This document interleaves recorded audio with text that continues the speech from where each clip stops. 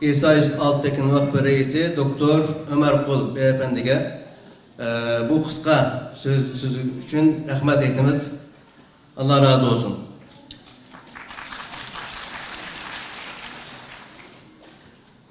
Şarkı Türkistan Ulemalar Birliği Muavin Reisi Ustazımız Sirajdin Aziz Hacım kayıtıp girdi. Onun için tekrar mikrofona sahneye davet kılıman. Kanama rağmen.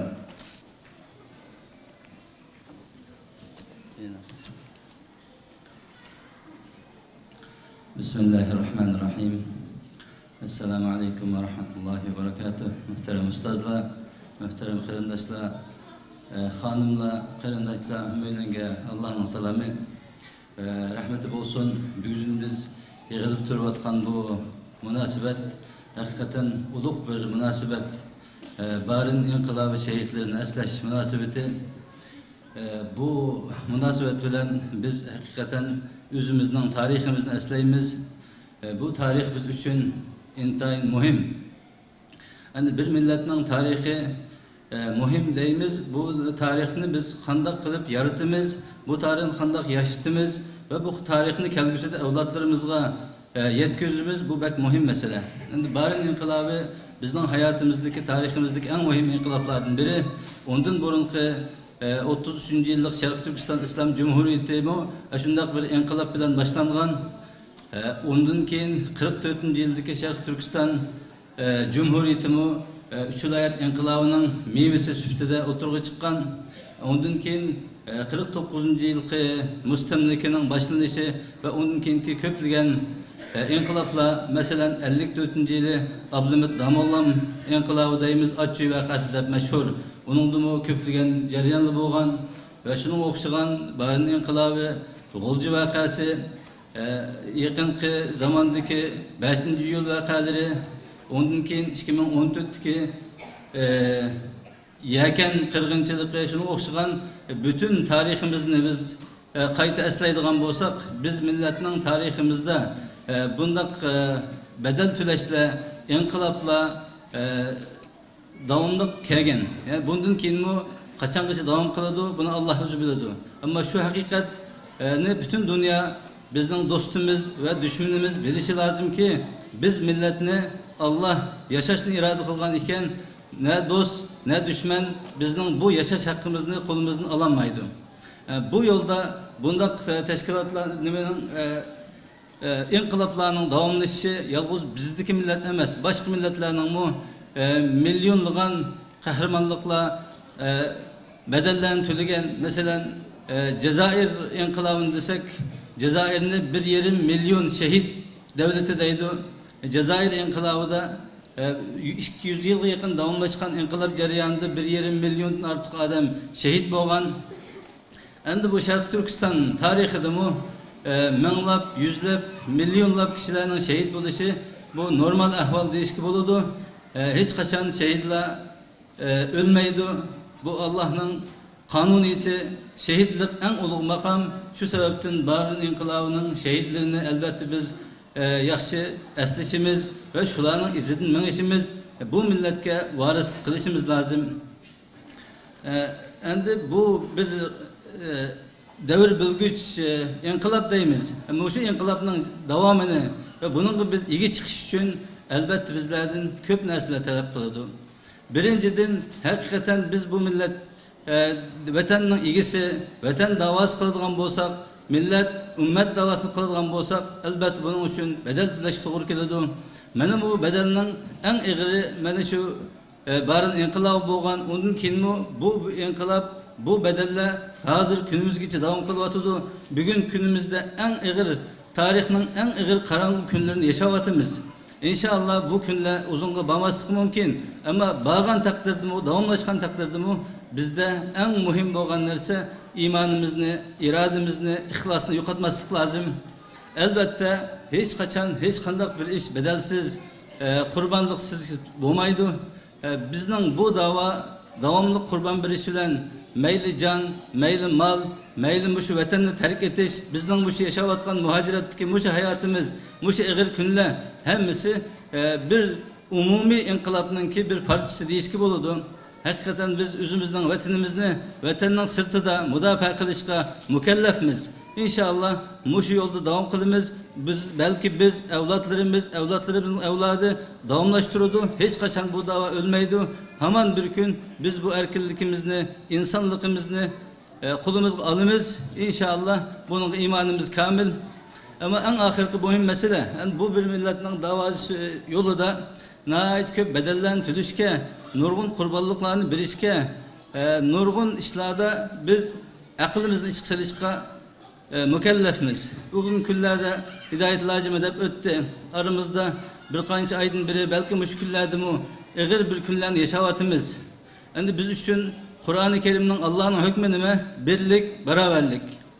Muşu birlik, beraberlikке ziyan yetkizdiğin, bunun ulunu kazıdığın her kandak bir hareketini, meyli söz, hareket, kılık, işlada kılmasımız lazım. Yani bu Kur'an'ın hükmünü mü deydi Allah? وَلَا تَنَازَعُوا فَتَفْشَلُوا وَتَذْهَبَ رِيحُكُمْ diyen ayet nahayet bek inik. Bunun manası size ciddelleşmenle. Mağlup buluşla ahirki netice hemmisi hava aylanıdı. Demek biz kançı küreş kılaylı, teşkilatlarını kuraylı, hareket kılaylı, bedellerini tüleyli, nurgun insanlar şehit bulaylı, nahayet köp bedellerini tüldük mü? En ahirde biz şu birlikni saklayamasak, şu cidelge kirip kalsak, bizim ahirki nişanımız Kur'an-ı Kerim'deki muşu ayetinin hükmü boyunca biz yine kılgan işlerimiz sıfırga, nolga aylanıdı. Bunun için biz elbette bizde yaxşı iman buluş, irade buluş bilen birge hikmet buluş lazım. Her kandak işte hikmet yukarıdayken bu işin akıbeti yaxşı olmaydı. Şu sebepten meyli biz cihat kılaylı, siyaset kılaylı, ilim ügüneyli, teşkilat kuraylı hemmesi de biz hikmet bilen iş kılışımız lazım ki hikmet nime? Hikmet bir insan özünün menfaatini ve başkalarının menfaatini nazar tutkan halde yaxşı yamanını körgen asası da hareket kılışı, iş kılışı lazım. Şu sebepten biz hakiki hikmetini yaxşı revişte özümüzge aklımızı kısasa, Kur'an-ı Kerim'nin hükmü devamlı akıl ilgileri aklının işkısalındaydı. Biz muş akıl bilen mağdığan bolsak inşallah kelgüsü bizge parlak günle yani şu inkılapның neticeleri inşallah kelgüsü evlatlarımızga biz köyümüzsek evlatlarımız köyümüzde hemen bir gün bu yaxşılık buludu. Hemmeleri köp rahmet. Ahiru davanan elhamdülillah. Uygur İlim Marifet Vakfı Muavun Reisi Şerif Türkistan Ulemalar Birliği Cemiyeti'nin aktif azalarından Ustaz Habibullah Kusani bizge söz kılmakçı. Kanım rahmet. Bismillah, elhamdülillah, ve salatu ve selamu ala Resulillah ve ala alihi ve sahbihi ve men vala. Aldı bilen peshqadam ustozlarimizga, Sharq Türkistan tashkilotlarining mas'ullariga Allohning salomi bo'lsin. Va shundaqla mush so'ringa qatnash uchun kelgan barliq jamoatlarga Allohning mag'firati va marhamati bo'lsin. Hürmetli qarindoshlar, Allah subhanahu wa ta'ala şehitlerge acayip inamlarını ko'rsatdi. Cümleden şehitlerinin tuncu qini yerge iqish bilan ularning barliq günahları kechirildi. Ular qabr azobidan saqlandi. Ularga mahşerga meydanida şan şeref tacisi keydirildi. Ve ularga özünün Müslüman cemaatinden 70 kişini şafaat kılış hukuku verildi.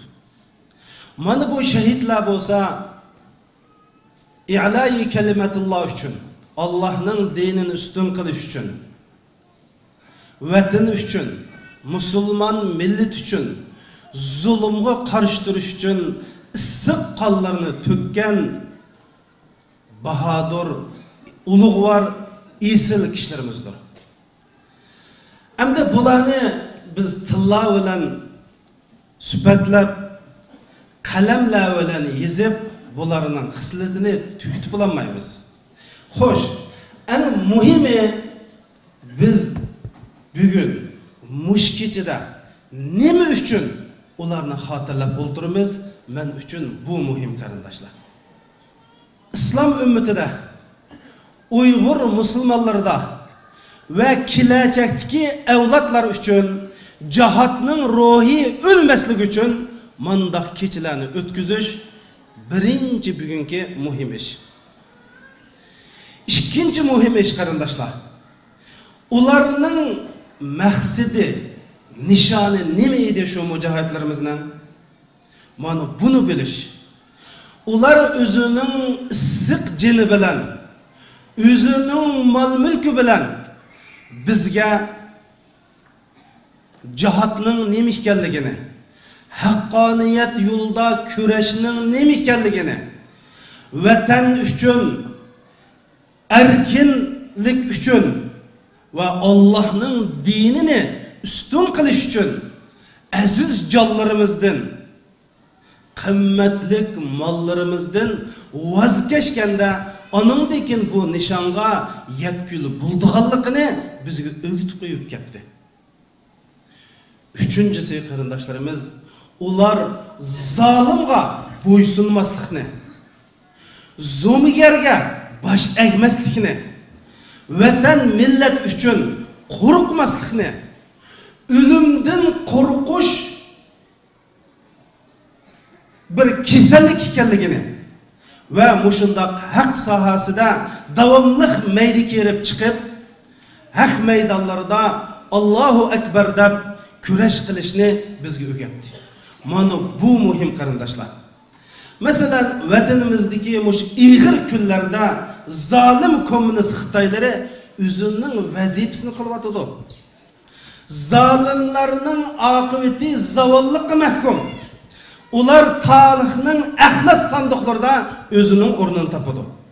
Ammo meni ansirtayotgani mushundaq haqiqat so'rinlarida chiroylarida nur parlab turadigan o'lim ağlarimizni ko'rmaganligimda. Mush zolimga hey zolim degan so'rinlarda musulmon Uyg'urlarning, qarindoshlarimizning, tijoratchilarining simasini mening ko'rmaganligimda men buningdan ansirayman qarindoshlar. Men hargizmi zolimlarning zo'miganligidan ansirmayman. Çünkü ularning oqibati Allah subhanahu wa ta'ala tarafidan Allah burun bekitil bo'lgan. Ammo sizlar yo'q qarindoshlar. Mushunda haqiqat so'rindan qilib qolgan qarindoshlar, Allah subhanahu wa ta'alaning oldida nima deb javob bermoqchi?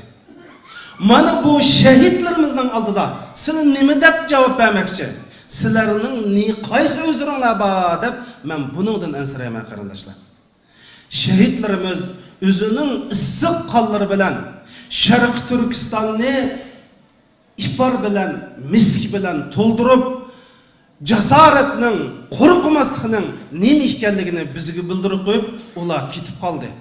Mana biz ularga chin qalbimizdan duo qilamiz va ularning yo'lida minishga mustahkam bel bog'lab, ularga va'da berib, ularning yo'lini davomlashtirish uchun hammamiz inshaalloh Allah subhanahu wa ta'aladan bizni muvaffaq qilishini so'raymiz.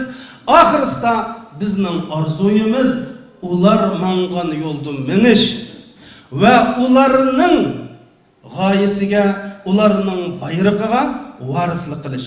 Allah subhanahu wa ta'ala hammamizni arshining ostida ular bilan jami bo'lishni nasib qilsin. Assalomu alaykum va rahmatullohi va barakatuh.